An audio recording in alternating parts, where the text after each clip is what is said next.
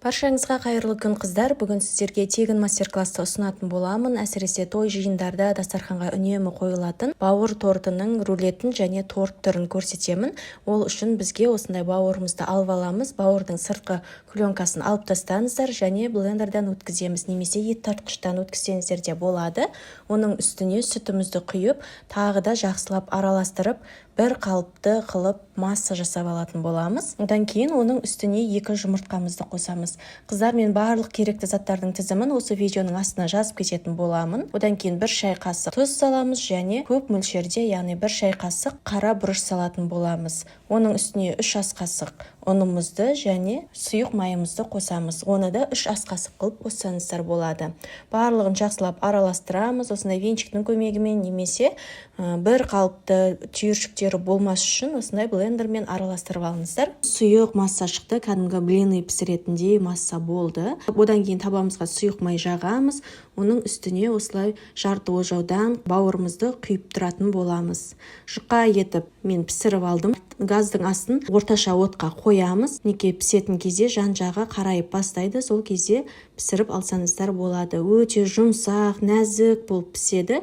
Сол үшін асықпай, ақырын алатын кезде де солай алып алыңыздар.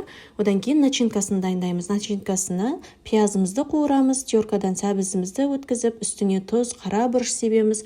Барлығын жақсылап араластырып, қуырып алатын боламыз. Біздің пиязымыз, сәбізіміз жұмсаруы керек. Одан кейін бір бас, немесе егер сіздердің чесноктарыңыз үлкен болатын болса, 5-6 штук тісін пайдалансаңыздар болады. Барлығын теркадан өткізіп, майонезбен бірге араластырамыз. Одан кейін барлығын жинап бастайтын боламыз. Ол үшін жинайтын кезде тәрелкенің түбіне осылай майонезді жағып қоямыз, бауырларымыз жылжып кетпес үшін. Одан кейін кезек-кезек тортымызды жинап бастаймыз. Яғни бірінші майонезді жағамыз, одан кейін үстіне қайтадан блиниді қоямыз. Одан кейін барып үстіне жаңағы начинкамызды саламыз. Барлығын бір тегісті етіп салыңыздар. Біздің бауыр тортымыз қисайып, құлап кетпес үшін, формасын әдемі жақсы ұстау үшін бір қалыпты етіп, тегіс етіп жинаңыздар. Мінекей біздің бауыр пирогымыз дайын болды. Үстіне укропымызды себеміз. Кез келген әдемі қылып дайындасаңыздар болады, оформлениесін жасап. Одан кейін бауырдан рулет жасайтын боламыз.